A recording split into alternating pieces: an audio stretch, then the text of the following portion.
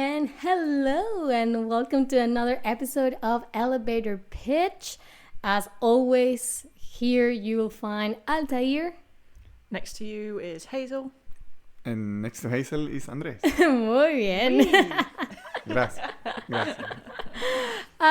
So this is episode 3 of our second season, and we decided to open the season to start the season with underrated animated films.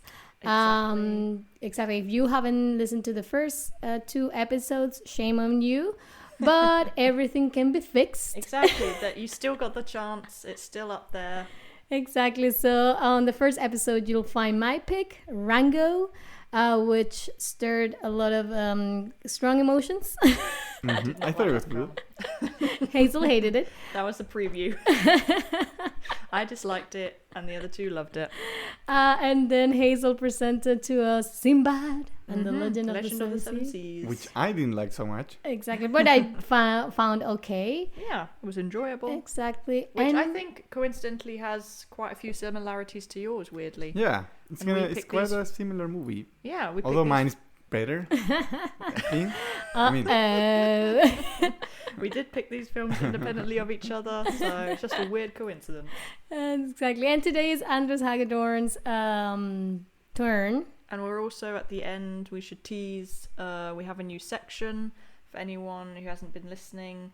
We did, in season 1, we had our end section of bad movie translations. And in this season, we decided to switch things up and buy into nostalgia, because nostalgia sells these days, folks. And we just want to sell. Exactly, we just want to sell things. We need money. We need money. So this is a tease for the final section, because the final section will be some kind of throwback to something related to the film that we're talking about, be it the year, the genre, whatever. So stay tuned for that. We're going to have like a little trivia question, and then we're going to talk about the times a bit more. But over to you, the times that you remember from your childhood. So my pick for this week is the undeniably underrated animated classic Treasure Planet, which is a favorite of mine, and I think it's undeniably a better film than Sinbad, as you guys will know. It's the superior Pirates animated movie. Yeah. It's over, man. Get over it. We talked about it. It's over. Yeah. Let's see what you think. So, I'm going to start with a little summary of the film. Based on Robert Louis Stevenson's Treasure Island, Treasure Planet takes a spin on the classic pirate novel, setting it in a fantasy sci-fi world where anything is possible. The movie follows the adventures of troubled teenager Jim Hawkins as he comes into possession of a mysterious map that reveals the location of the legendary Treasure Planet. After gathering a ship and a crew with the help of his friend Dr. Delbert, Jim then sets sail for adventure with the goal of finding the biggest treasure in the whole universe. Nice. It's a pretty good movie. Watch it. We recommend it, please. It's my top movie. No, actually, I don't know. I don't think it's my favorite movie, but I think it's very good. And I will explain why. So the first point I think this movie has in its favor is that it has great visuals and animation. I think this movie for the time was like the top Disney movie. Like technically speaking, they were trying new technologies, like combining 3D with 2D, which in this movie I think looks great. Not so much in Sinbad though. I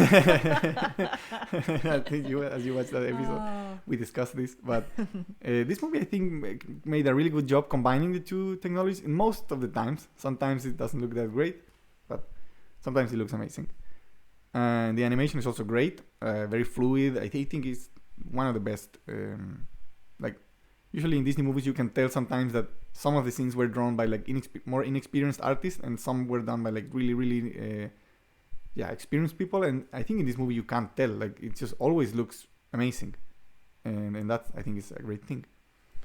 The second point I want to talk about is that this movie is very different from other animated Disney movies in the fact that it has lots of action.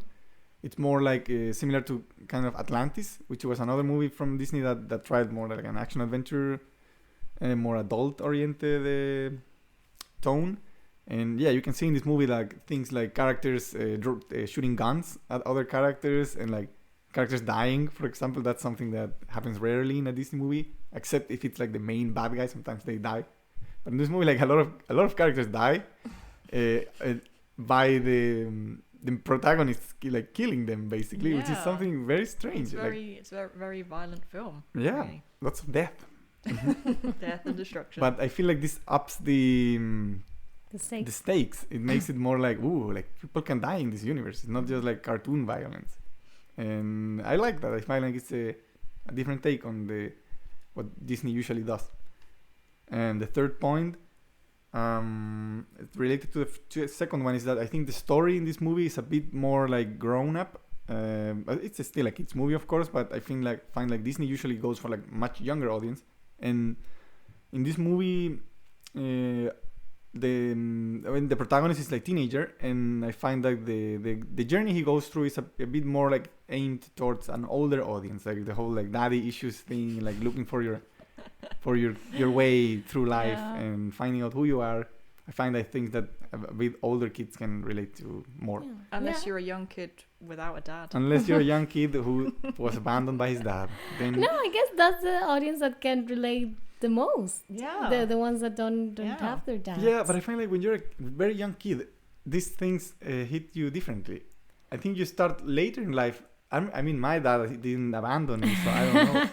But I find that you usually start suffering from these things more as you're a bit more older and you can understand it better. I find like when you're a kid, you're just more confused about it. Mm-hmm. Yeah, but I think like I guess him being a teenager, I guess that's the more the audience more than little kids, no? Yeah, It's also, more like yeah, you can, it's clearly aimed towards older audience. But I Yeah. think also like and Tarzan also dealt with this issue of like not really daddy issues, but like he also didn't have a dad and he had to make his family proud or something like that. He's also trying to, I don't know, find his way. But I find like Tarzan is a bit more.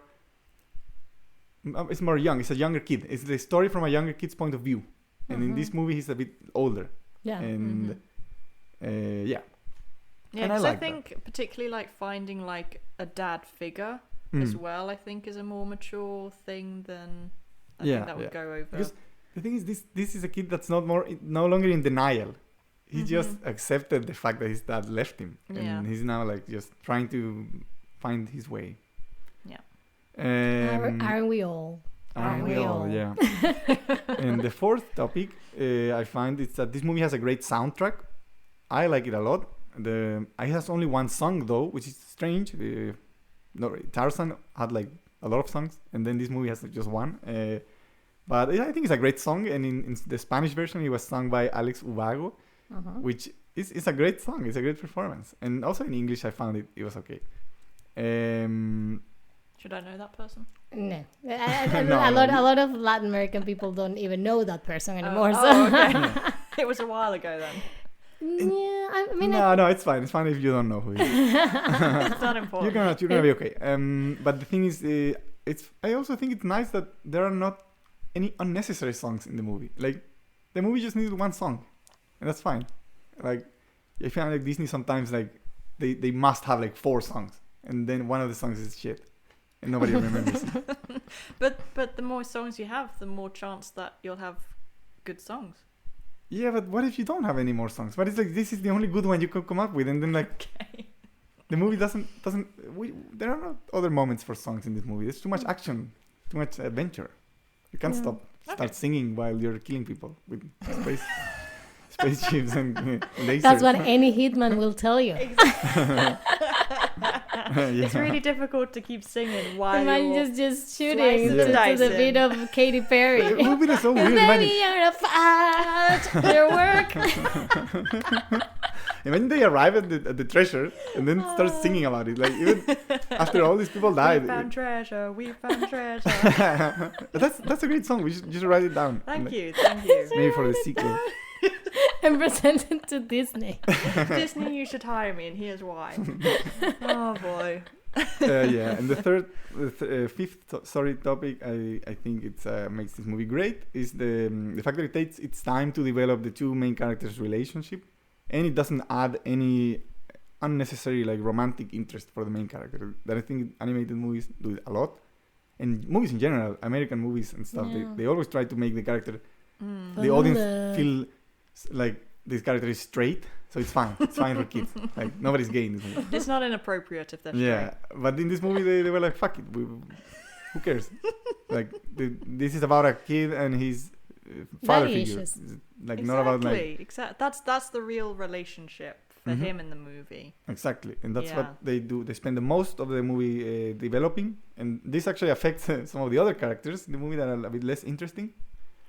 But yeah, I find like it's nice to have a action adventure movie that also takes its time with its protagonist. And But they still had to have one coupling though. yeah, there is That's the some romance in the movie, some straight romance, of course, because Of course. it's Disney. And it's the But what, it's cross 2002? it's cross species Yeah, though. yeah. It's like a dog Well, and a is cat. it? Is it though? Because I assumed that they were both like dog hybrid things. No, she's right? a cat. Is she a cat? She's clearly a cat. Is she? I don't know. Let's see. Okay. She's like a Oh. furry Okay. cat. I Furry just cat. thought she was like the more feminine version of. I just see a cat. Okay. Yeah. Okay. Maybe you're right. I don't know. I She assumed they were jumps both, like in the dogs air, and like stuff. super acrobatic. I don't think a dog can do that. Yeah. Yeah. That I guess that would explain the character design because she's Mhm. like more elegant, isn't she? But then I Yeah. just kind of thought, oh well, because she's a woman, therefore. Maybe she's just a very cat-like dog. I don't know. To me, I always saw a cat. She's a cat dog. Yeah. Exactly. Okay. But yeah, that's kind of because they do have a lot of kids at the end of it. Mm-hmm. So... Yeah, they did have lots of sex. That's one of my notes is that they promote unprotected sex at the end of the Exactly, film because it's, come on. exactly. But I They mean, just she's a kind of, like, captain. have She sex can- kids. Yeah, I guess. Yeah, she's a captain. She Sure. can have lots of kids. And he's like a doctor. Yeah. He does have a very, very large house, to be fair. Yeah. I So- think they're fine. They'll be They're fine. gonna be fine. I think those kids are wanted. I don't think they're unwanted kids. Like Jim Hawkins. I would hope. He- nobody Yeah, wanted him. It Like- is. She's an alien who appears to be some sort of hybrid of cat and woman. Okay. That's Aha. the description of it. I know my Okay, animals. I okay. know that was a You cat. proved me wrong. Maybe it's a metaphor for interracial relationships, Mhm. and that is what Disney was trying to say. You know? But they were afraid to put the real like Exactly. human races, so they were exactly. They said, oh, like, let's go with cats let's- and dogs. exactly. Yeah, that's fine.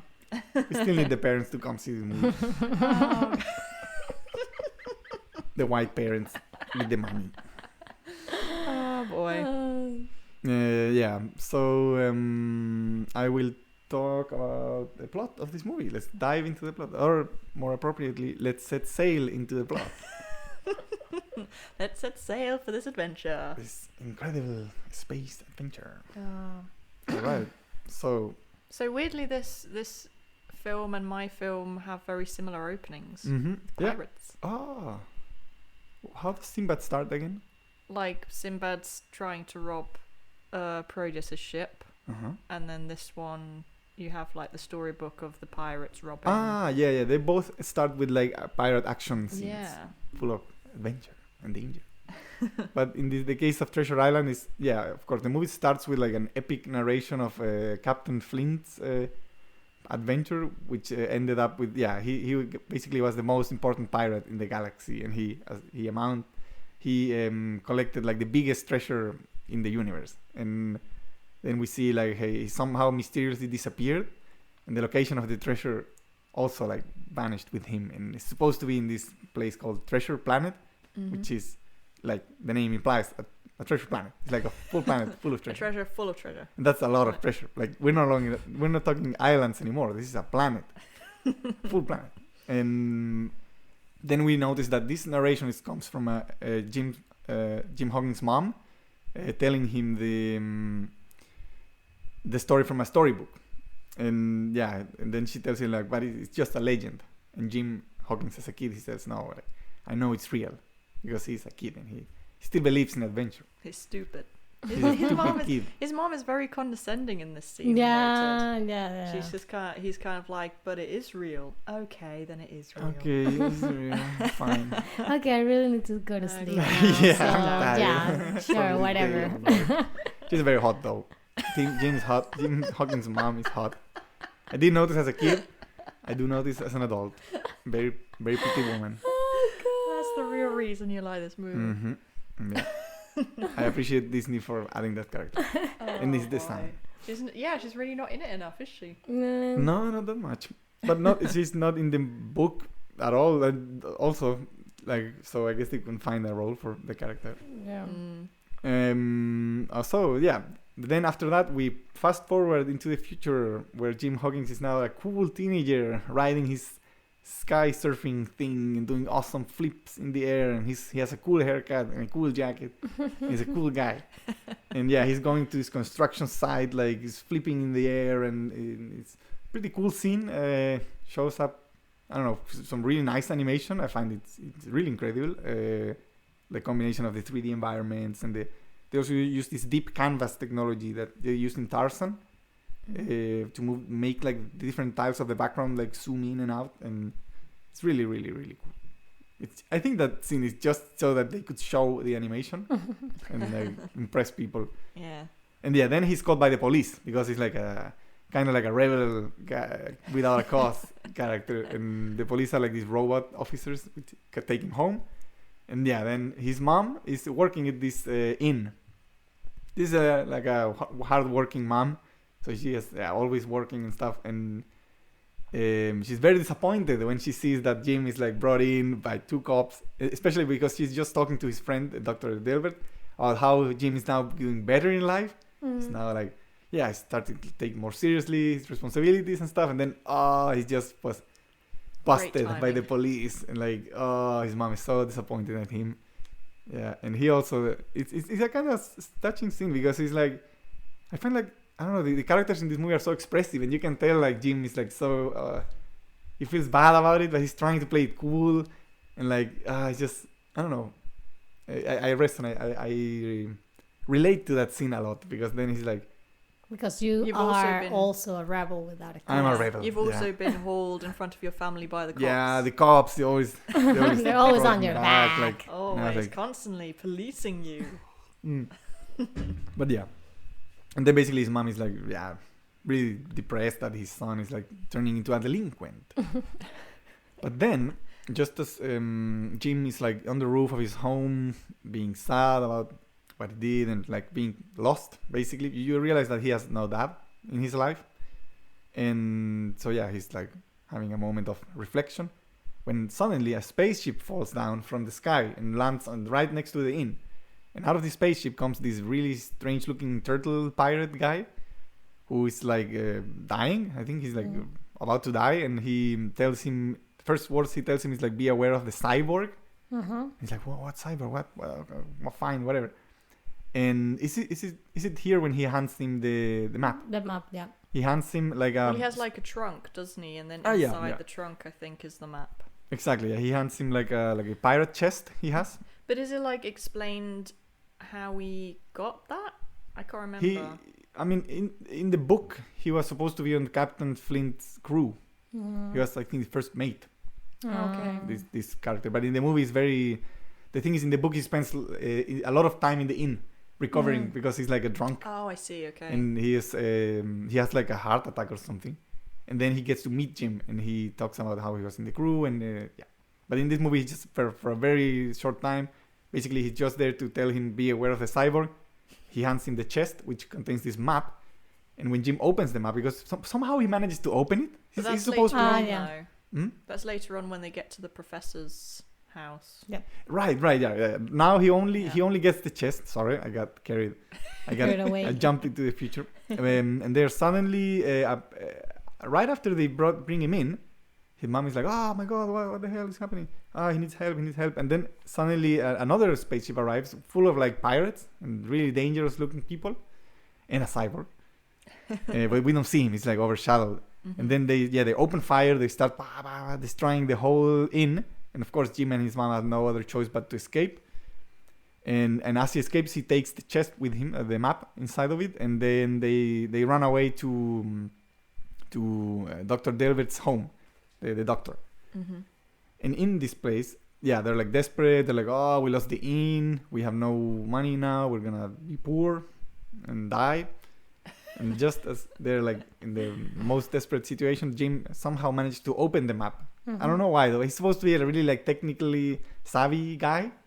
Yeah, I think it's just explained away by him being brilliant. Yeah, he's supposed to be a very smart He's kid. the main character, so of course he knows. exactly. And he just kind of opens it by chance. He just presses some buttons here and there, spins the thing, Yeah, and then 'cause he it's- opens. And Because you overhear his mom saying, "Oh, when he was 8, he built his first hoverboard Yeah. or whatever." Yeah. So it's. I guess but how it's can he figure assumed- this out? It's like it's just luck. Yeah. It's like a puzzle.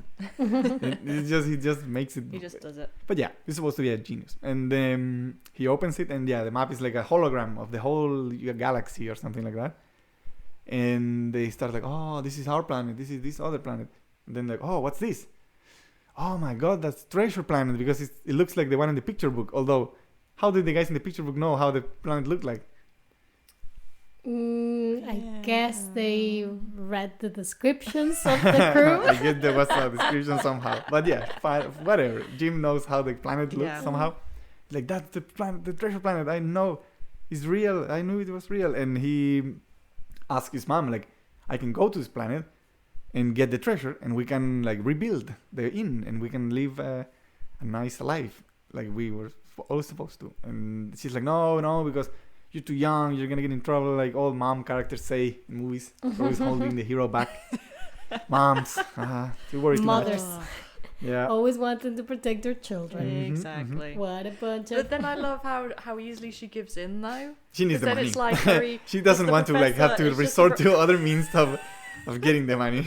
Because then it's just the professor being like, "You should let him go, though. He wants to make this up to you." And she's like, "Oh, okay, fine." Okay, fine. fine. So she's not that much of a hurdle. But I to mean, she overcome. probably thought like, yeah, like if we don't get the money, I'm gonna have to like, ooh, I don't know. We're gonna end up out on the street. Sell myself. Yeah, it wasn't looking that good anyway. So, yeah. Yeah. Go, my son, find the treasure. Go without supervision. Yeah, no, I mean he has his doctor friend Yeah, guy. but do you really trust that guy to look after No. your teenage son? No, Exactly. he seems like a really like wimpy character. Like Exactly. he doesn't seem very, very, very like Oh. protective. But yeah, they're basically they start gathering a crew, and then they travel to the spaceport, which is I think a really cool shot. When I saw it as a kid, I was like, oh, it's so amazing, No. because they say like, and let's go find the treasure or something like that. And then they show the moon in the sky, and as we zoom It's into kind the of moon, like this half moon. yeah, it's like the typical like half moon, Yeah. how cartoons always depict the moon, Mhm. even though sometimes it's different. But yeah, and then we zoom in, and then we realize that that's not the moon. It's like a spaceport. It's like the whole moon is filled with like buildings and stuff, and it's like, oh, so cool. And then we see this place, and it's a bit strange. I find like the aesthetics in this movie are like so weird because it's like a sci-fi like port, but the spaceships are pirate ships with like thrusters and like solar sails and stuff. And I find it really cool, but I also find it somehow inconsistent. Like it makes no sense. Why are Yeah. people wearing like this, I don't know, 18th century clothes? And Yeah, like, for me also that was one of my notes. That, for example, the way the mother is dressed, Mhm. like Yeah. it's like very old kind of fashion. Yeah. And then reading about a little bit about the film, it was like a decision from the designers to have like I think it was like a 70-30% ratio of how much they wanted it to look like sci-fi and how much they wanted it to look like old time Yeah, pirate Hmm. time. I know. I was gonna say, I'm guessing that was taken from the book, that they wanted to have a certain amount of inspiration Yeah, from the exactly. book. And then Yeah, also because the if not, it would have been futuristic- like too much sci-fi, and I feel like yeah, it's still Maybe a the pirate book- story. exactly, and exactly. I don't know. You need. Yeah, I like the fact that they added like that they try to mix it. Although sometimes things make no sense. It's like how does this universe work? I feel like Yeah. it's weird. Yeah. And is it the future? Is this like an alternate universe? But the thing is, it's really like it's a kid's story. Like I think they chose this color palette that is like really warm and nice because it's really it's a fantasy story. It's not really like a sci-fi universe. You're not supposed to think about how spaceships works and Yeah. stuff like that. Yeah, I think, and this is I mean, we've talked about some films that we've seen together, but I think a lot of films nowadays feel the need to like explain everything in dialogue, even though it's not really necessary. And I feel like this was a good.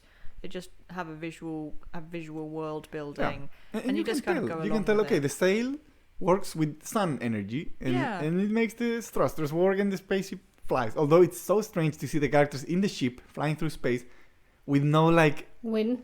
with no, they're just like standing on the ship. Like, what about air? Oh, yeah, what about gravity? I Well, no, think they that do occurred have to me like as a well. gravity thing, no? But they don't have like a dome. Like, no, but like air. they're just No, like, exactly. Air, I get it, Yeah. but with Yeah, yeah, gravity, they do have like a function for Yeah, yeah. They gravity. do have on the ship- artificial on the gravity, ship. but the whole thing with the air, just okay, you You're assume out in that space. these people can breathe in space. Whatever. Yeah. It's fantasy. There you go. But it would have been weird to have a spaceship with like a glass dome on top of it. Mm. Yeah. But yeah, basically then they board the ship, and among the ship they meet the hot cat furry captain. This is To where be people fair- started realizing they were furries when they saw this character. They're like, oh, okay. For anyone who doesn't know, Andres has an intense hatred of furries. No, I don't have anything against furries. That's our furry demographic there. Exactly. They're that's not gone. gonna. That's Thanks for gone. that. Bye, guys. But to be fair, I will admit that cat is attractive. It's attractive, It's yeah. an attractive cat. Like, furries have a point. Yeah. I'd be attracted to that cat. If it was a real, one a of real those thing, Weirdly probably, yeah. attractive cartoon characters. People are perverted. We are all perverted. But yeah, and Everyone has their kink. Exactly. yeah, we are every day we're farther away from God, I feel. Oh boy, Oh, you heard okay. it here first. And then you meet the other, the first officer, I think, first mate, Mr. Arrow, which is like some stone Yeah. character. He's made of a rock, and he's like really strong apparently. And you see these guys, like, they fuck. The captain and this guy. Come on. Like, the way they look at each other, the way they address each other. Yeah. Ah, the captain and the And the rock, and the and first the- mate, Mr. Oh, Arrow. boy. And she's You so really sad think so? when later he meets his demise. Yeah, I think Like, there's something going on there. they have something going on. Okay. Or Okay. may- Well, or she maybe- gets over it fairly Yeah, quickly. that's though, what I was doesn't gonna she? say. She does get over quite fast. Yeah, I mean, she has things to do. Come on. Life goes on. Yeah. And then Jim is assigned to be a cabin boy, and he's disappointed because he's like, I'm a cool guy, I don't want to do this shitty job. And then he's like, you have to go to the kitchen to meet Mr. Silver. He's like, fine, whatever. But as he goes into the kitchen, he meets this Silver character, and he's a cyborg. Mm-hmm. And we didn't actually see how the other cyborg looks, so he's like, maybe this guy is the cyborg. And then what happens then? And I think he starts asking him like some questions, trying to figure it out. He's immediately he got suspicious there. of him. He's and immediately like, suspicious of the. yeah, and he's of- like, Yeah, seemed like I knew this guy who said not to trust cyborgs to try and get a reaction out of him, but he doesn't initially, anyway. but then what happens? Now I got confused. Well, He- so he's told to help out Silver, that he's like the cabin boy or something, and then he's immediately suspicious of him because he's a cyborg. Yeah, he doesn't trust him. He's like, No, he obviously doesn't this guy must be That this this cyborg. must- Cyborg. Like, out he's of a- all the cyborgs in all of the Exactly. universe, this would be the one cyborg who. But this guy told him, beware of the cyborg. Well, but there. And then he meets a cyborg like the next day. He's like, come on, this guy is Come the cyborg. on. I would also be distrustful. But then they're traveling through space, and yeah, I know. Silver starts to distrust Jim. Like, he thinks, we need to keep an eye on this boy because he's like clearly trying to find out who we are. So he assigns him lots of work to do. He says like, Yeah. this kid's gonna be so busy that he's not gonna have time to figure out Yeah, he's gonna wear whatever him plan out, I have to. so he can't resist at the end. Yeah. And then we have this cool song, and I find like it's a really nice sequence because it really like develops the way the relationship they have. Like, he starts always like, he hates the job at first. He's like, he has to scrub these like things from the ship, like the deck of the ship, and he's like, I don't know, he has to scrub all the pots in the kitchen and stuff. And the thing is, I find like it's such a good message of like I don't know, basically like because from my personal life philosophy, I find like work is such a good thing, and like for a kid like that to have discipline basically, and basically nobody ever told him to do anything, and now he has to work, he has to like clean and stuff, but he also gets like the approval of the other guy, and so he starts to develop this like father and son relationship, and at the end of the song you can really feel like they have grown close. And I don't know, because this is a note that I made. I felt like you just have this montage, and then that's their relationship developed instead of. Yeah, but it's a very nice, It's a nice montage. It's I don't know. I just struggled to believe that the captain is now like, oh, I've gone soft. You know, that he's gone soft for him. And that's another thing that we will discuss. It's a problem I think when we have. I think the relationship does move too fast. I feel like especially when we get to the end of the movie, there's a point where I think it would really have helped if the characters had a longer time where they got to accept each other. I felt like this song is very, very acute. Like you can see these guys like each other, and they already very quickly start developing this relationship. But I don't find it unbelievable. I find like the song is well put together, so you kind of make it. You think that this happened. Like it's not like forced. Yeah. At least from my point of view. There's a scene when they're like lowering a ship because they want to go like explore. That's and really sad. Silver jumps in the ship and starts like sailing away, and Jim looks at him. Right, It's horrible because he's so traumatized that he immediately flashes back to his childhood when his father left him. Yeah. And he's like, oh, like just like in like having like a flipping out basically. Yeah. And then when he comes back, he's like, oh, so happy, and then he jumps in the ship and like he's like the dad he never had basically. He came back and he's like, now you can ride this ship, you can ride your own ship, and like it's like when your dad told you how to drive or something like that. I definitely think the montage is like good visual storytelling, but like you say, I think their relationship progressed just a bit too quickly. I find like the montage should have happened later in the movie. Yes, that's exactly. Yeah, because I also think I missed seeing Silver be more mean to him. Exactly, that's such an important thing. That the movie didn't have.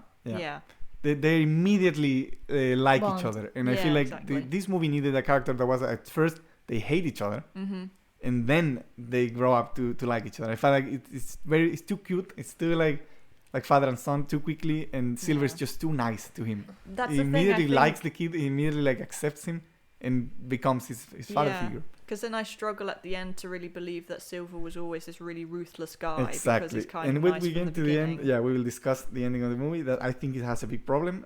But we move on. After they develop this very nice relationship to this song, we have a problem in the ship because the ship is now suddenly heading to like a star that's like exploding, like a supernova.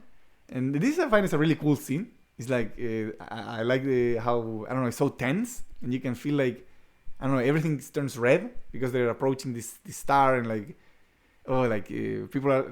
Jim is supposed to be responsible for from tying up the ropes that are saving basically people from falling, and this is a very sad scene. I find like it's so devastating because they give him a real responsibility. Now it's not just cleaning pots and fans. Now he has to he's responsible for people's lives. He's telling him like, hey Jim, go tie the knots, and he's like, yeah, sure, no problem. And he runs and he ties all of them up, like 1, 2, 3, 4. He checks them; they're perfectly fine. But it just so happens that there's this really shitty crew member of Silver's mutiny crew that has a personal gripe with Mr. Arrow, the stone character guy. Yeah, because there was like an earlier scene where they got into a fight with Jim. Yeah. This guy's nasty. He's a bad guy, and then he cuts the rope of Mr. Arrow as he's hanging from his life, and he falls into the abyss and dies. And the thing is like nobody knows, God. And it's horrible because then everyone looks at Jim after it because they're like, oh, we're saved, because they managed to ride the supernova with the ship and like escape in a really cool way. And then they're celebrating, and then like, where's Mr. Arrow? Oh, Mr. Arrow died, says the horrible sneaky guy. Scorpion guy. and what happens to his rope? And then they'll look at Jim, and he's like, Yeah, like the guy says, like, his lifeline Yeah. wasn't secure. he's Yeah. like, And "But- it's but I like, checked what? them all." No, I Fell checked over them him. And he all. runs, and that's not tied up, and like Oh, it's horrible. It's just Yeah. it's the worst thing ever. Like, oh my making god! him And believe then he's responsible. he's for so that. devastated, and then the captain has a speech.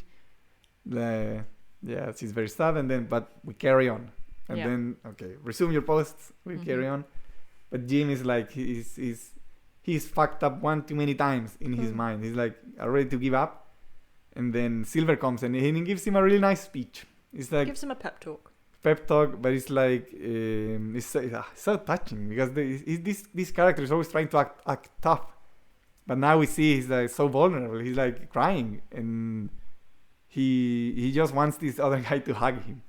And that's like such a it's a sad thing coming. It's a touching thing because it comes from an older kid. It's not like a little kid. It's like an older kid.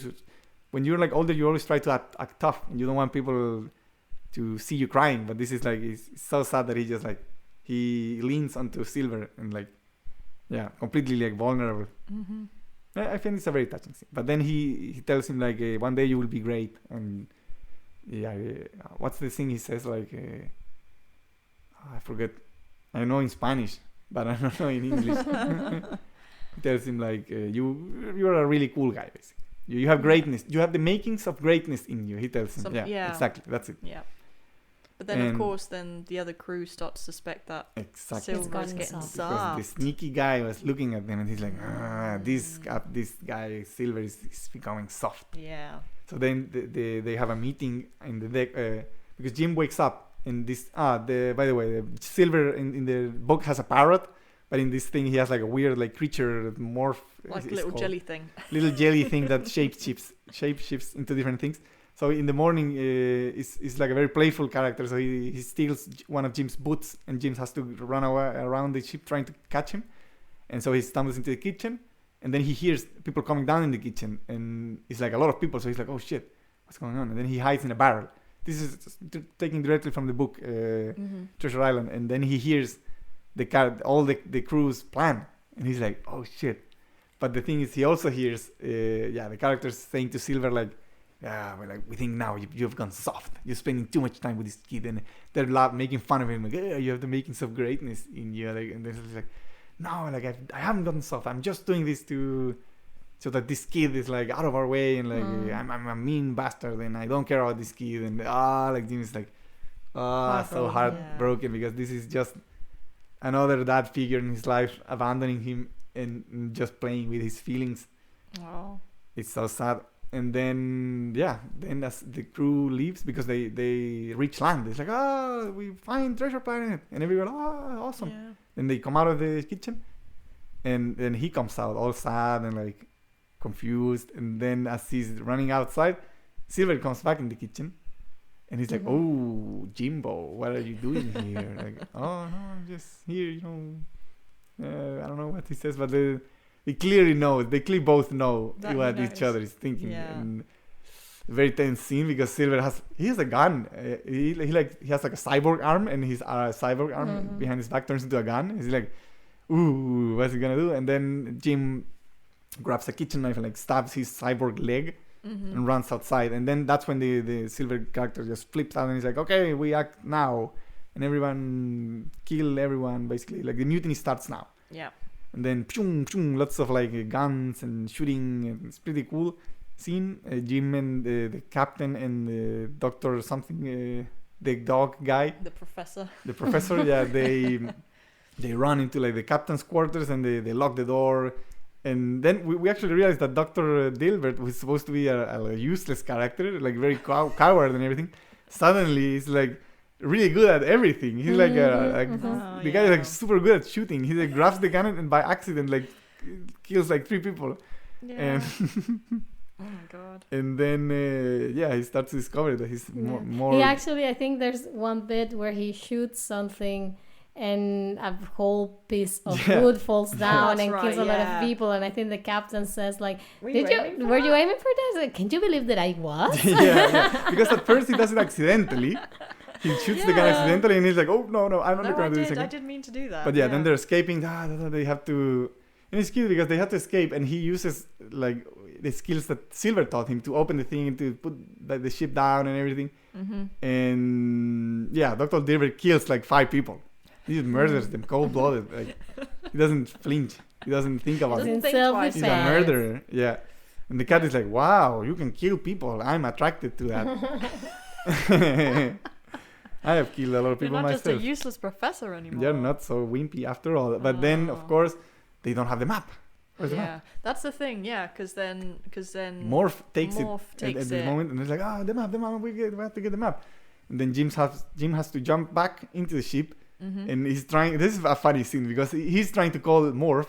He's like a dog basically. He's like, come on, Morph. And then Silver comes from the other side, and he starts like, Morphe, come to me. And then the thing is like, he doesn't know which way to go, and he just hides into a bunch of ropes. And then they try to get it, and of course Silver is like he has this leg stabbed, so he's like limping. So Jim manages to catch the map, and then he runs to the ship, and they escape. And this is also sad because Silver, as Jim is running away, he grabs his gun and he aims at him. Oh, And then that's he's like, right, "No, yeah. I can't do it. do I it." can't do it. I'm soft. I'm a soft pirate." And then he lets him go. Yeah.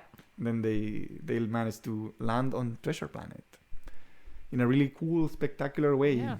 full of action. End of film. No, and they find the treasure. The end. The end. No. Everyone lives happily ever after. Yeah. So, what happens after this? So then they land, and then they're being chased, aren't they? And I And think the they captain figured gets out the that- captain gets injured. Yeah. The captain wasn't so strong after all. Yeah. She was not a strong female character because she's hurt, and now she suddenly becomes completely useless during the rest of the film, which is such a shame. Disney, come on, Come on, you're doing so Disney. good. You started so well. Yeah. Yeah, because then she's just bandaged the entire time and needs taken care of. She becomes a She burden. becomes a liability. Yeah, it sucks. But I mean, But yeah, so they land and then they get chased, so they have to hide.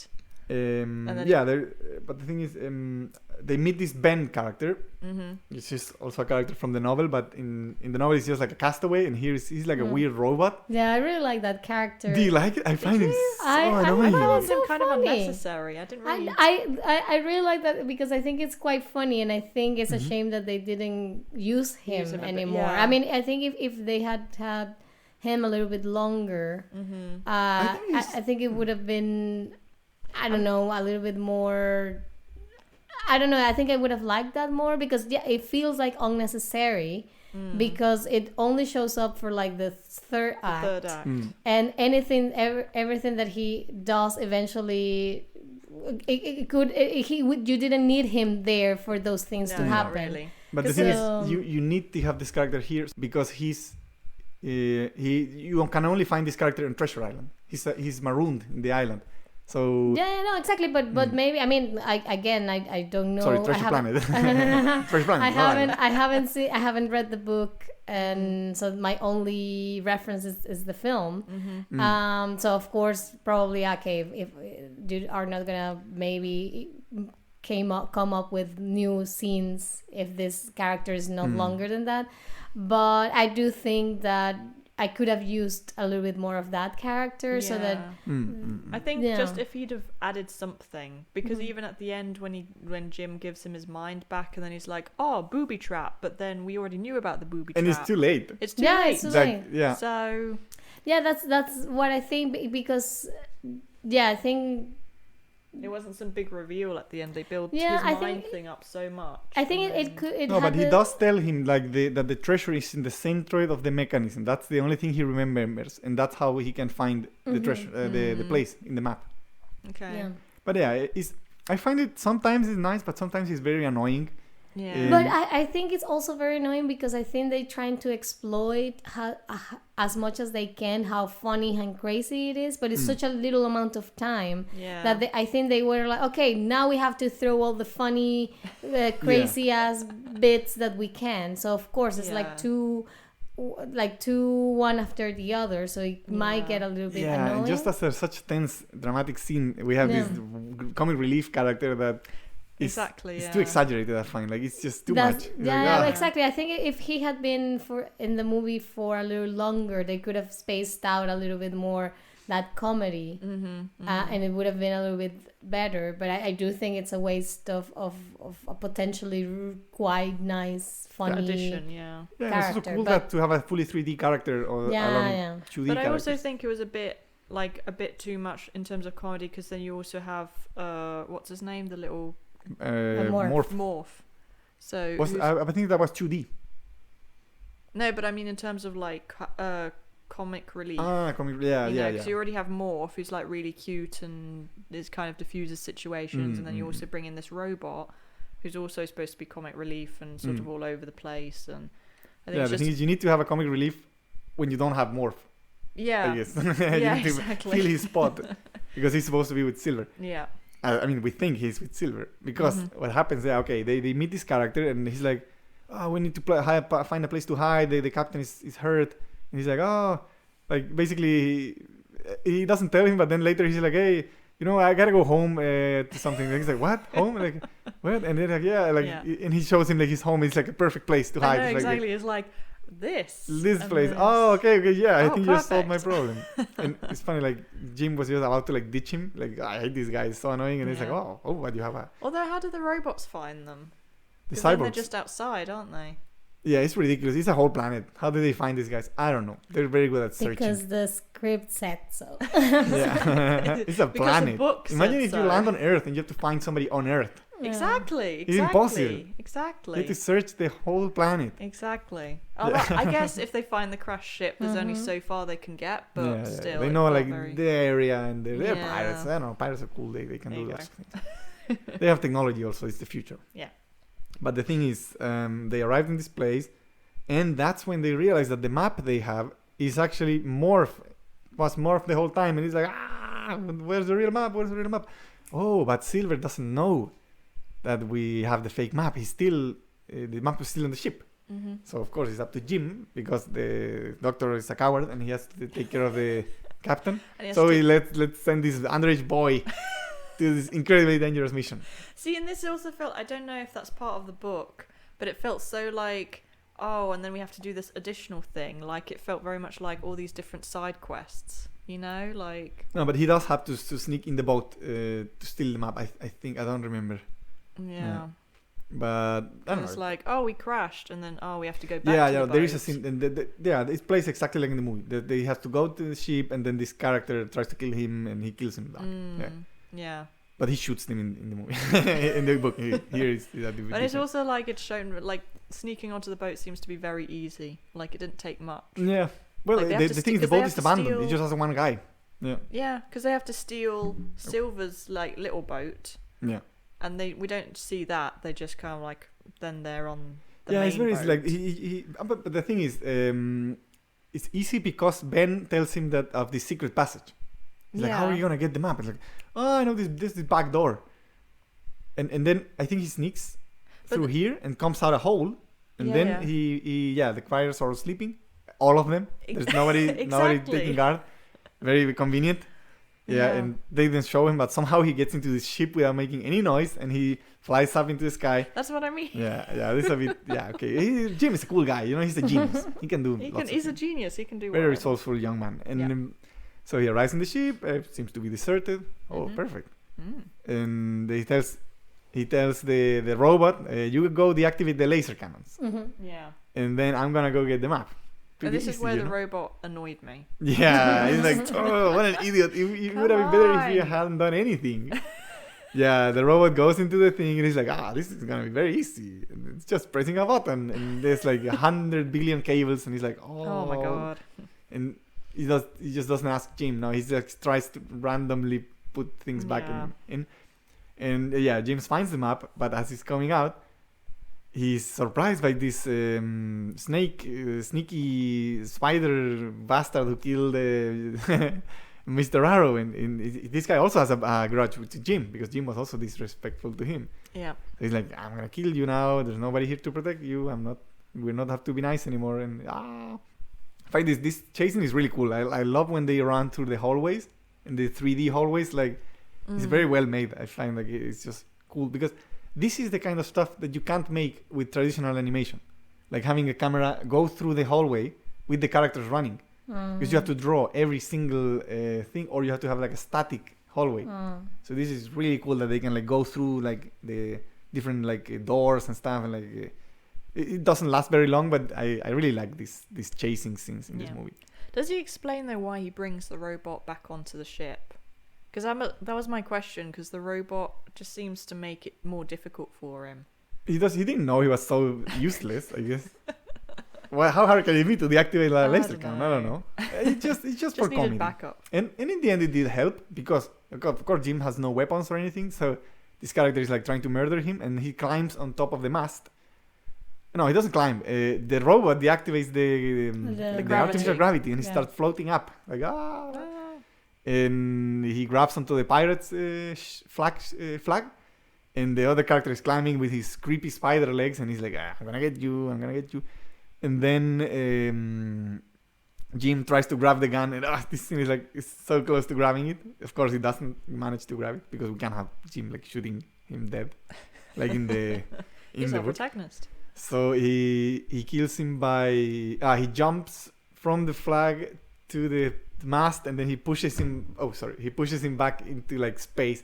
And this is weird because like the ship has artificial gravity, but for how long? Like the character just starts going into space, and does he like go forever, or at some point does he start falling back down to the planet?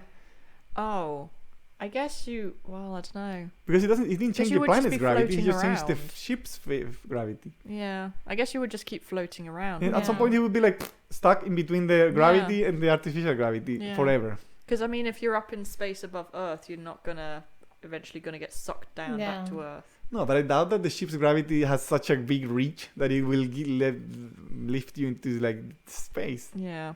I think that guy is just stuck in there until they move the ship, and then he falls down into his death. Yeah. Yeah. But okay, he kills this character. He's a murderer. Jim is a murderer. Yeah. Yeah. He kills his first man at 14 or something. Exactly. Yeah. And then they go back to the they managed to get the doctor map and the cat lady with the map. Like we get the map, but they are of course found by the pirates by a coincidence. Yep. And exactly. Just as they get back, they just found him. Sometimes you find things you're looking for. Yeah. Well, no, because they get back and they've already been like taken hostage, haven't they?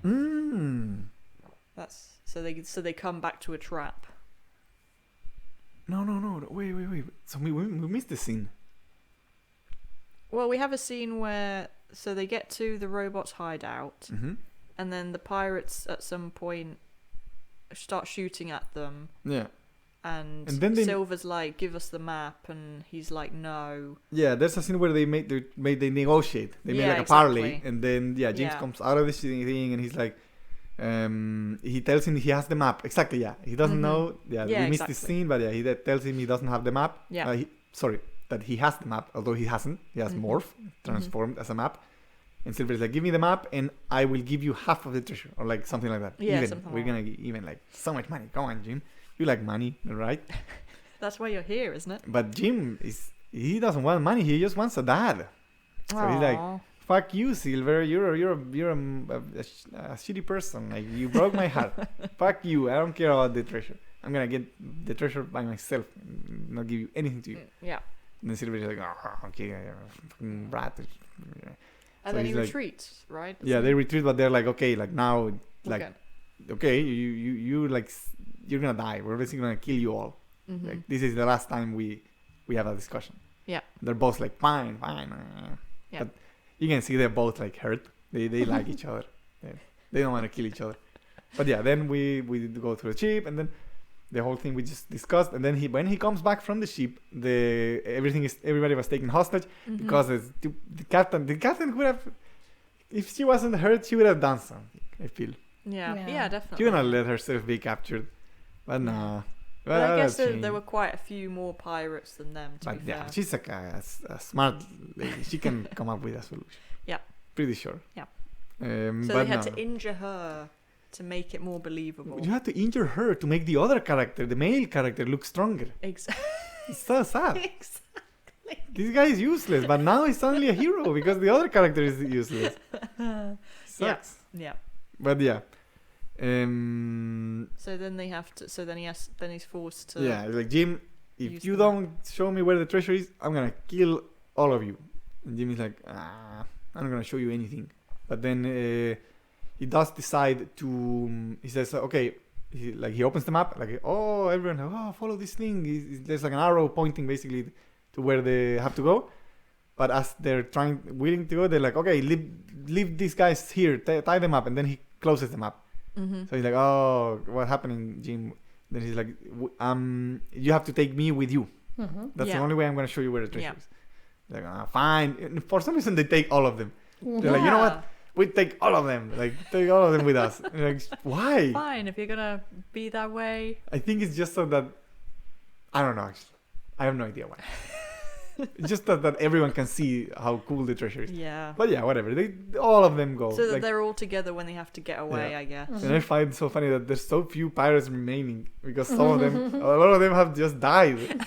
They all died. Yeah. And they're like, they have to put the treasure in the thing, the map in the slot. Yeah, so they get to like this cliff basically, and they're like, "Where's the treasure? Where's the treasure? There's no treasure. Everyone starts flipping out. Yeah. We came here for nothing. But then James finds a convenient slot that just is very convenient because the his map just ball fits in. right in, and it opens up like a portal, a mystical portal to a, like they see what's at the other side of the portal, and it's like, what the hell? Like, this is supposed to be in the other galaxy. Like, there's like a small like map thingy from the whole galaxy that you can press things on, and it will show you the thing. Yeah, it'll open the portal to that Mhm. planet. And that's when Jim remembers, this stupid robot was always talking about this centroid of mechanism thing. So he's like, it's in the center of the planet. He presses a ball thingy in the center of treasure Mhm. planet on the map. And of course, it opens up to the treasure of Captain Flint, which is really cool looking. It's like a ball full of money in the Yeah. center of the planet. It's like, Diamonds Yeah. and gold. it's like so much So much gold. gold. It's incredible how much gold it is. So much gold. In diamonds. And it's funny that they're in sci-fi and they haven't invented like credits or like digital money. That's true. They still buy with like gold doubloons. Gold is still the better Like, currency. yeah, like gold. I guess Yeah, that's true. I it would have been thought boring to say, the treasure is about in that. this, The Bitcoin. In this- this exactly, the SD Bitcoin. card. No, it's Yeah. like it has to be a pile of money. Exactly. And Silver is like, all my life I waited for this moment. This is another problem I have with this character. It's like we never see why he's so obsessed with That's this the treasure. other thing, isn't it? Yeah, like he's just constantly like, this has been my life's obsession. But And you he don't tells really Jim like, understand you why. sometimes lose things when chasing a dream. And Mhm, he mhm, lost an mhm. eye, he lost an arm and a Mhm. leg. Like this Yeah. guy really, really, really wants his treasure, but we never know why. Yeah. I guess he was just poor or something. But no, they should have invented him some sort of like. I don't know. I guess because it's like Reason. this massive treasure. I guess Yeah, you don't exactly. need But more. why isn't everybody so obsessed with this treasure? Like Because not everyone's a pirate. Exactly. no, but he really, really, really wants this Yeah. treasure more than anybody in this world. Yeah. And then he's like, finally, he has it. And then yeah, And then it's like, we see when they walk through the gate. yeah. Then there's like this laser thing on the floor. Why didn't which- they think there was gonna be a booby trap? Yeah, I know, It's like right? so obvious. Yeah, so it's like this booby trap thing, which doesn't activate immediately. It gives them No. enough time to work out. Oh shit! It's There's like a it booby gives you time trap. to enjoy a bit of the treasure, and then it kills Exactly. you. I don't know. I guess. Yeah. Yeah. But like, if he didn't want his treasure to be stolen, surely he would want that booby trap to activate immediately and not give people enough time to maybe like grab some and throw it out. Well, it's been sitting there for a while, so maybe. Exactly. Maybe it was supposed to activate Maybe, immediately, but the maybe. Yeah, I system mean, they needed. never tried it. Probably they just set it up, and they were, I'm sure it Maybe, works. I'm sure it maybe. works. Yeah. But no, it has like a 5-minute delay or something. And Enough then, time for the plot to Yeah, keep moving. basically forward. Jim and Exactly. the Enough robot time are for looking the robot around. to tell us. Look, they board. There's also Captain Flint's ship that has its corpse sitting there, like he Mhm, died right mhm, there. mhm. Yeah. Is it weird that he died? He didn't die in a hospital or something. I mean, we're in the future or something. Well, he was an old pirate. I guess he was an outlaw. He didn't want to die. Yeah, he in a died right there. hospital. Nobody buried him or anything. No, he just wanted to die surrounded by his treasure. Yeah, Exactly. and he has. They're looking around. They're like, "Oh, what's this?" And he has a thing in his hand that is the memory of the robot. Mhm. Man, He yeah. just took it out before he died, so that nobody could find out that there was a booby trap. It's a weird thing, though. Like, Yeah. but yeah, whatever. The robot suddenly remembers. Oh, there's this booby trap that will destroy everything in like 5 seconds, and then the giant lasers start shooting from these cannons Yep. and start like breaking this center of the planet that has all the money. All the money starts falling down into like a cliff, like a Molten void of lava, and Yeah. it's so horrible. They have this scene of like Flint like sitting while the treasure like slides right next to him into its doom, and it's like it's like, And all the other pirates. and you A just lot of want people him to like die. grab Fall some into of the it, lava. but like it's useless. Like Yeah. it's gone. But yeah, Flint is still like trying. He's still obsessed with the treasure, and Jim is like trying to jump back to the exit, but he slips and falls. Well, like he tries to get this little ship to work, doesn't he? That Flint's body was sitting on. Like there's this little boat. The ship. Yeah, the ship. Yeah. They try to start the ship, but Yeah. then he falls down at some point. Yeah. Why does that happen? Don't remember exactly. But the thing is, they try to escape on I Flint's don't know. boat. Is it just them? Because don't they just fight? Yeah, like if he wanted to use Flint's ship to escape with some part of the treasure, and he's almost about to escape, but then what's his name? Jim is in danger, so he goes back to save Yeah. Jim. Like he has to let go of the ship. Yeah, but that comes later. Yeah, basically, Jim wants to escape. He's like, oh no, they're escaping with the treasure. Like, and at some point, I think the laser shoots down and Jim falls out of the ship, and he starts sliding down, and he hangs from like a part of the metal thing that starts to like sink into the wall. So he's like falling down lower and lower, and then Flint grabs the ship because the ship has all that's remaining from the treasure. Yeah. With one hand, and with the other one, he's trying to hold Jim. Because he doesn't want to let him go. And this is where I think it would have been so much nicer if this character had this montage later. Because he has to choose between his son character and the treasure. But he's not going to choose the treasure. Yeah. Like this guy is not the type of person who would like leave this guy die. So he's not that powerful because he says like, blast me for a fool. And he just lets the ship go. Yeah. And he's like, he saves Jim. But I feel like this would have been so much more powerful if this character had been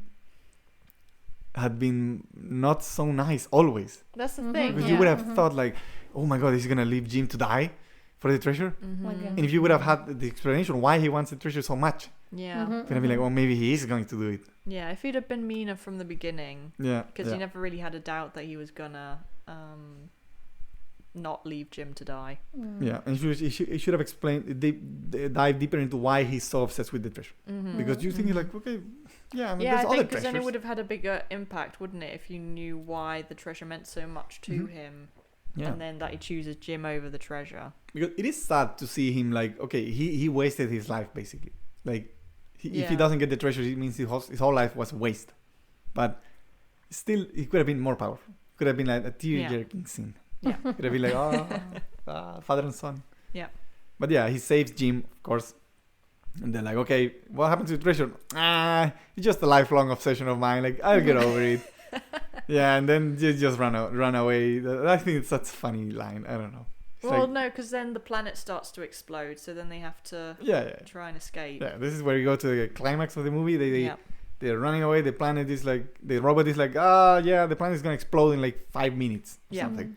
Oh shit, what do we do? Oh, we board the ship and escape, but there's not enough time. Oh my god, what do we do? And they try anyways, of course, to escape the planet on ship, but then Jim comes to the conclusion that there is no time. It's impossible to escape. So let's turn back the ship. Let's turn the ship around and go to the portal. And they're like, but what didn't that portal go to this exploding center of the planet? And they're like, but I'm going to change that. Yeah. So I'm a genius. And they're like, okay, whatever. We yeah, trust sure. you, young boy.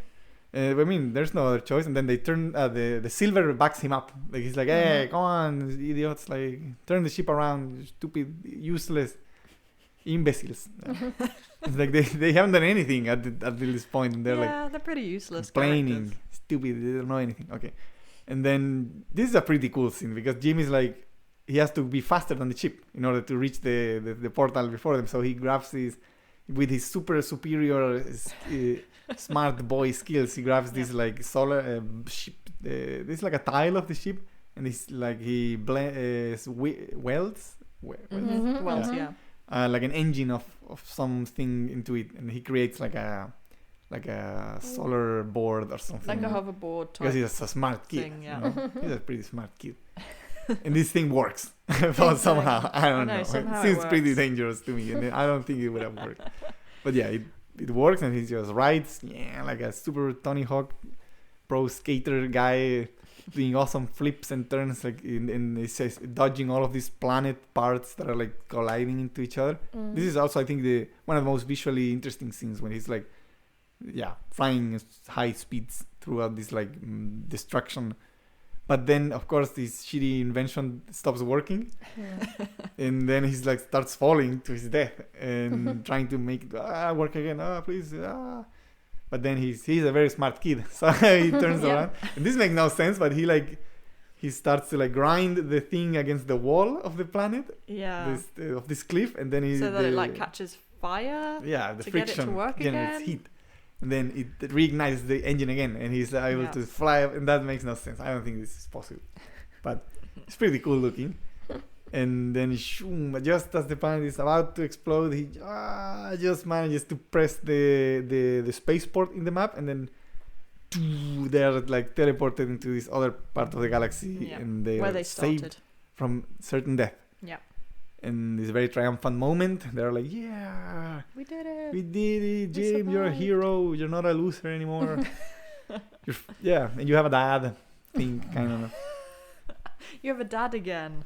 And even the pirates are happy. I love how it's like he has a dad again who would then again immediately leaves. Yeah, but he leaves him when he's a man. He has now become a man. He doesn't need that anymore. I love how he just gave him like this part of the treasure that he stole. Just to build his mom's restaurant again, and then they do it. So you're encouraging stolen money to take stolen money from people. Yeah, I mean, What message does the money this was a already treasure. stolen? I mean, so the guy is dead. The treasure is the guy's dead. You think we should give it to the state or something? No, if you find a treasure. I just found that it was a funny choice from Disney to let's have this guy steal a part of the money and give it to the main protagonist, and have the main protagonist take the money, take the thing. Yeah, but he spends it on a good cause. And I mean, if he didn't take the treasure, so the means justify the end justifies the means. Exactly. That's what you are saying. I mean, if I found the treasure, I'm not giving it to the state. I'm not letting the government take fuck the government. No, it's mine. I found it. I have That's the map. what Disney is really saying. Yeah, it's encouraging theft. But it's not theft because the guy's dead and he didn't write like a will or anything. What are you gonna do? If you don't take it from beyond the grave, somebody's gonna take it. Yeah, exactly. If it's not them, it'll be somebody else. You don't understand how pirate works. You have a map, you go to the X, and you find the treasure, and it's yours, and then you bury it somewhere. You get to keep it. That's the point. Yeah. No. You would have just left. You wouldn't have stolen the treasure. You would have just let your poor mother, and then you'd say, poor mother work herself to the death. satisfaction of finding this treasure. No, I wouldn't have gone for the treasure.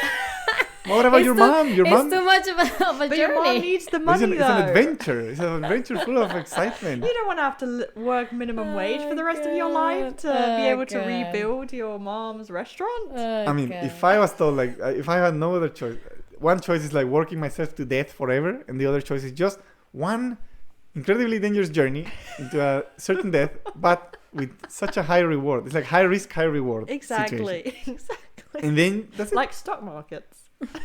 Then you just spend it. Then you spend it. I wish I found a map, a treasure map. know. I would just go for it. Yeah. Unfortunately, I haven't found any yet. But yeah.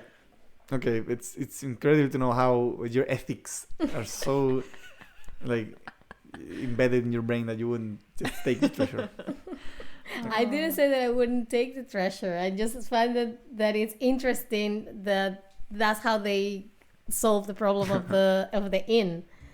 That just take the stolen money. So you would have preferred that Yeah. maybe what I understand it, you would have preferred that they didn't find the treasure, but then Jim, with his experience, he maybe he found a job or something. No, and not at all. It's just that So how do you solve the inn problem? I don't know. It's just that You just have to accept poverty and misery. exactly. That's No. what they should have done. No. I don't know. Because I guess after risking your life like that, you'd want the thing that you came for, wouldn't you? You'd want to be able to rebuild your mom's inn. Yeah, I don't know. It's just I guess it's the fact that he didn't take it. That he takes the part of the treasure that the other guy took. Yeah. I think maybe it's because I associate the fact that the cyborg is the bad guy, so to say. Yeah. And the fact that he got to steal what he wanted to steal. Oh, and then gives it away. And then gives it away. I mean, if Jim had taken his own part and But he's said, a dad now, though. Yeah. So that's why he's like, here, Jim. This was part of my lifelong obsession, but you're all more important now. yeah, I guess. I mean, what And do I know? I'm the responsible one for burning down your mum's inn in the first place. Yeah. I guess it's a nice thing for him to do. He's like, he could have just I guess had it's the like whole treasure from himself, but he's redemption, like, isn't no. it? I Okay, think. this kid was also. I mean, here it's he like a very, very easy way to redeem yourself. To redeem yourself. Take some money, throw Okay. some money. When no I start my problem. crew to find the treasure, I'm not gonna have you in the crew. I'll take you're gonna I bring don't have up to- all these. Oh my ethic god, questions. my life is over. You're gonna be like, we found the Andres. treasure. You'll be like, I don't know, guys. I think we shouldn't take it. Like it's I don't know. I think we should just Okay. go back. Okay. Die. Well, my life is over now that Andres is not gonna take me to his crew. I'll just go and kill myself You're never right gonna now. see that goal. You're never gonna see that goal. You can accept your life Exactly. and just die of being poor. Well, I Yeah. guess it has meaning because, like, it was his lifelong obsession. So that the little gold that he has, it is quite. No, I guess from that point of view, I get it. I don't know. It's But it's a pirate movie. Pirates I are do guess. these things. Pirates are not ethical. Yeah. They Yeah, I steal guess. treasure. That's what they do. And I would steal treasure if I found any. fair enough. But I understand your point that it's like, I think it could look like an easy way out of redeeming yourself. Yeah, I don't know. I think it could have been. I mean, it's not a bad thing. It's not like the whole movie. The reason why Treasure Planet wasn't the Didn't make movie any money. exactly is because they sing. No, it's not at all that. It's just that I think there thing could is, have it's been also- another way, a nicer way to do it. Okay. But the You thing know? is, this is a scene from the novel. It's like Ah, okay. exactly like Oh, that. I He see. hands Okay. him a part of the treasure. So it's like, Okay. I guess you need it. Yeah. But Okay. Fair enough. But the thing is, since it's a pirate story, like I find you can't have a really cool pirate story without these kind of things, because pirates it was illegal. It was a real thing, and like they were criminals. So I guess At the beginning, they weren't. Yeah, exactly. Yeah, at the beginning they were hired By the royalty. yeah. But that's to steal another from other podcast. countries. yeah, we'll dive into the historical facts in a different way. The thing is, and then the lady cat lady. Has a Where's shit this ton of loser? kids. Why didn't she look for another guy? That's the thing that I made this comment. It's like even in cartoons, even in children's cartoons, you have this really beautiful, elegant woman who ends up with like the biggest loser. He's like a loser. He's like a wimp, and like What like does he really do? nothing. He just Just killed because they're 5 like people. similar And like I don't know. she downgraded from this arrow guy who's like Yeah. strong and noble, and Yeah, exactly. to this loser doctor who's like Yeah. pathetic wimp. It's so sad. Just like She's why? You gonna could have regret done it better later than in that. life. She could have done better. And he She just took deserved advantage of better. her vulnerability in this moment where she was hurt to make his advances. I guess, yeah. Yeah, I mean, all is Yeah. yeah. There you go. Maybe he got her pregnant before she could get. maybe.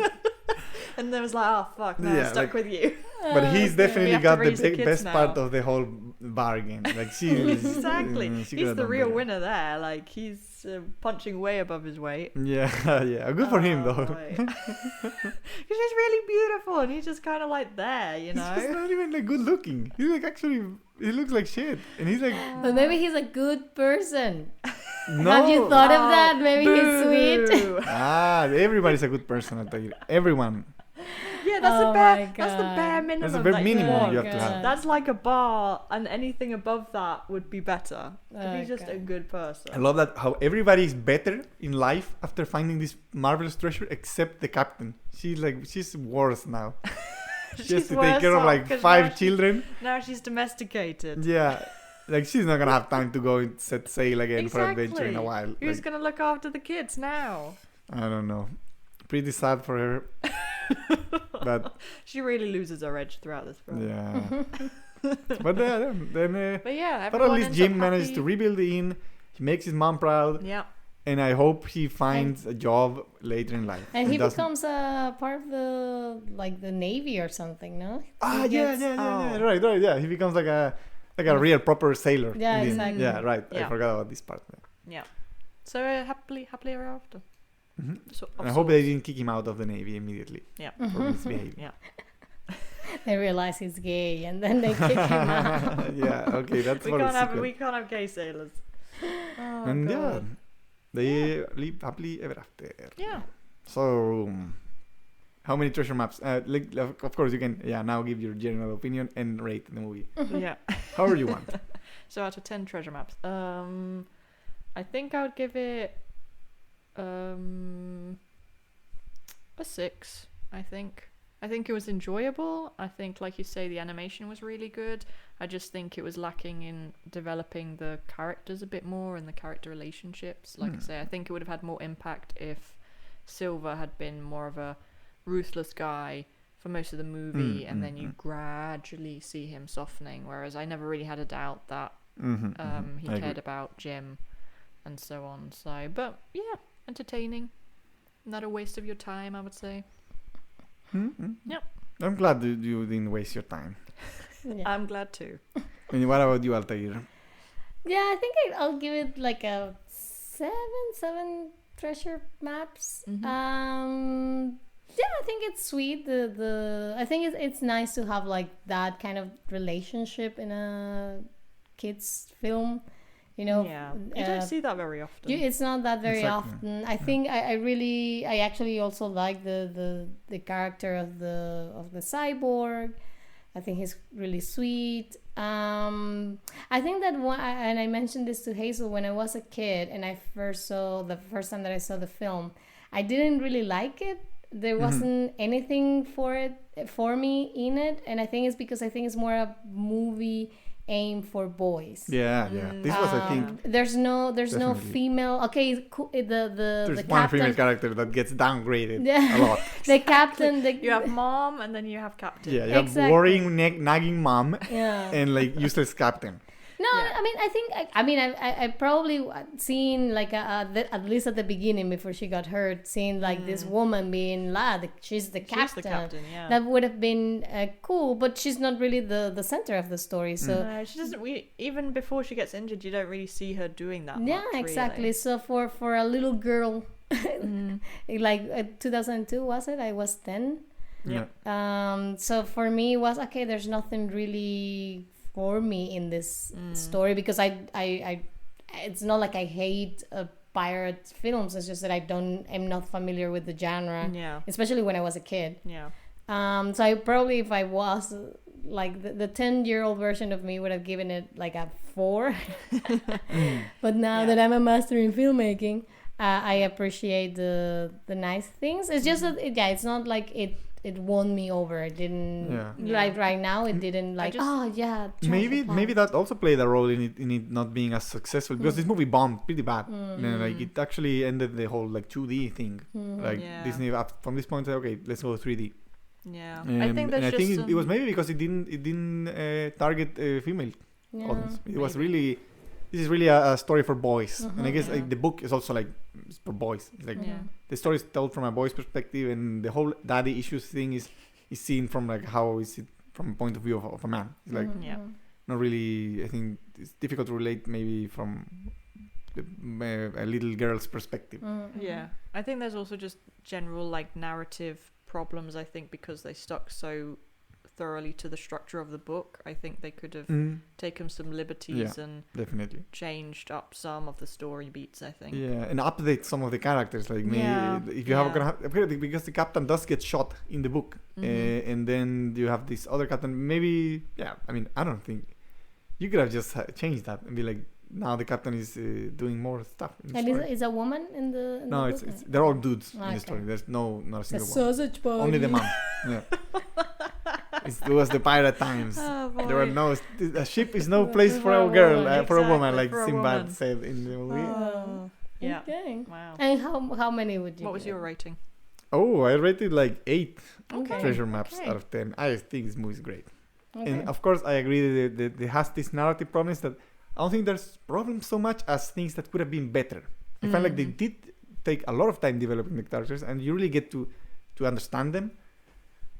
I mean, the two main characters. I feel like the other characters really like don't add too much. Yeah. But it could have been so much better. And yeah, but I think it's just so much fun. Cool. Cool. Mm. Fair enough. Nice. So. And now we go through the last section of the Yes. podcast. Yeah. Gonna- Exciting. Yeah. So about the question I'm asking is during this time, like this time period of animation history, like what Mhm. other films do you remember that had this similar technology to this, like combining 2D and 3D? Because this is after completely 2D films, but just before films went completely Full 3D. 3D. full 3D. So there's some movies that try this technique, and I don't know how many you know. I don't know. I mean, obviously, Sinbad's one. Mhm. That Mhm. was like a year Yeah. later. I mean, you mentioned Atlantis. Is that Atlantis one? has some 3D, but it doesn't Mhm. have. Yeah, does Atlantis have 3D, full 3D environments? Okay. I'm not sure. Okay. I think it uses 3D to create like creatures Mm-hmm. and some stuff, but I don't know if they do 3D environments. Maybe they do. I have to see the movie again. Because I think this was like a period where, to be honest, I think a lot of films went under the radar. Like, it's not Yeah. like all the classic Renaissance Disney Yeah. films. I mean, this is or after the anything. Renaissance, Treasure Planet. Yeah. Yeah. So it was kind of this in-between period between Renaissance Disney period and Pixar taking over. Mm-hmm. I I don't know know if I from remember that Disney, many the first films. movie that used 3D technology was The Great Mouse Detective. It has like one scene where they're like in some inside of a clock or something. There's like gears. Okay. That's the first time they used 3D. Okay. Okay. Yeah, I don't know. I cannot think right now. I don't think I was back then. I was really into. Oh, okay, this is 2D and this is 3D. I do remember that yeah. I don't think this is it was a particularly good a time for Disney because I saw Yeah. Atlantis and I found it so boring Yeah. when I was a Okay. kid. I don't know. Maybe I'll see it now and say, No, "Oh my I god, don't it's think I've ever amazing." seen It's it, not actually. that good. I watched it But- again a few years ago. When I was a kid, I liked it, but it's not that good. I feel like it has problems, story problems. Yeah. We can talk about that movie in some other time. I have a lot of Yeah. things to say about that. Yeah, I don't think I ever watched Atlantis as a kid. Actually. I found it very boring. I back then I didn't like this one. Mm. I don't know. Is it the El Dorado? Is it from this? The Rotel Dorado. Rotel or something Is it Dorado. from like this time period? Probably. Yeah. Yeah, I think That, it that was had some 3D. Yeah. okay. Yeah. I saw that one. I think out of like Treasure Planet, Atlantis, and The Road to El Dorado, I like El Dorado better. Yeah. That's another movie I have a lot of things to say about. But yeah, I don't think that was maybe also because I was already 10, so maybe I wanted all other kind of films. Mhm. So for me, it was like, yeah, I don't have any special memories Yeah. of those. Like you say, I Because think. I remember Tarzan has lots of Okay. 3D. I really That- like Tarzan. yeah. I really like Mhm. Tarzan. This is Yeah. the movie that they started using this technology, the deep canvas and the 3D environments. and you can see when Tarzan is like sliding through these vines, everything is 3D. The vines are like 3D rendered and everything. I mean, they used a strange mixture between 2D and 3D that I think in Tarzan looks really, really good. I find that in Treasure Planet it doesn't look as good as in Tarzan, but still looks pretty good. Okay. I find like it works better with like nature and stuff than with like hard surface things like ships and metal and stuff. It looks better in Tarzan. Okay. And then there's other movies like I don't know if you ever watched Titan AE. No. That's I think a so. really obscure movie from this other studio that used to, it was directed by a guy who used to work at Disney. He made like The Land Before Time and all these other movies. This is very similar to Treasure Planet because it's also a sci-fi movie, but they're not looking for a treasure. They're looking for like a thing that can. Basically, the Earth was destroyed. It's like after Earth, Titan. This thing can create like a new planet, and yeah, they go through space, and it's a horrible movie. Never watch it. I'm sure it has lots of fans, and I'm so sorry for people who like this movie because I watched it as a kid because I thought I had gotten my hands on Treasure Planet, and it was this other movie, and I was so disappointed because it's not a good movie, and I had to wait so long until I finally watched Treasure Planet, which I thought was much better. I just remembered, isn't there a film with like a giant robot? And The Iron Giant. Yes. Yeah, that's also also another one. Okay. Yeah. Yeah. I remember that's that a great on, like, movie. 3D. That's a. Oh, I should have talked about that movie. Well, next time. Yeah. Cool. Yeah. Well, So now let's go find a real treasure Exactly. and quit our jobs. Yeah. Let's go. Let's just become parrots. That's exactly. That's what we learned from today. Yeah. Mm-hmm. Well, thank you for your pick. No problem. It was interesting, as were all of ours. I hope. Yep. Next week we have Sopranos episode. Yeah, season 2 of The Sopranos. Season 2 of The Sopranos. I'm excited to see what has happened to Tony, to His family. Carmela, Yep. everyone, and we'll have to think about what thing to do next in Elevator Pitch. But in the meantime, watch all of these films. Listen to all of the episodes of the podcast. Watch the first 3 episodes of The Sopranos if you want to be with us, be on the same page with us next week. And follow us on Instagram at elevator_pod. And I hope that you join us next week. Thank you so much to both of you. Thank you. Thank you. And We'll hear you next time. bye. Bye. Bye.